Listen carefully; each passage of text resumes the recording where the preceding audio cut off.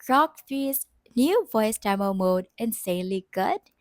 In this video, I'm going to share you my review for Grok 3's new voice demo mode.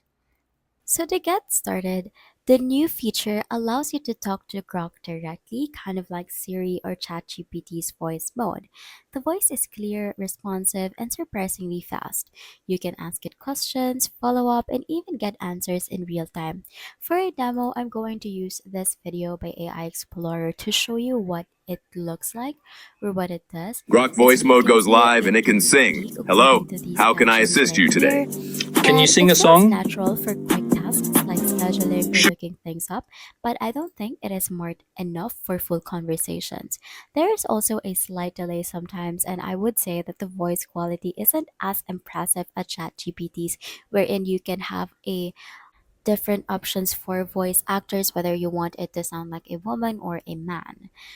For first version, it's impressive, especially since it's built into the X platform, but don't expect it to replace human conversations just yet. It's best used for short requests or hands-free replies. I would say that it has caused a stir among the people, mainly because it feels unhinged, because it is used for social interactions on Twitter, which sometimes can feel a bit unhinged as well. This new voice mode could evolve into something powerful if Elon's team keeps improving it.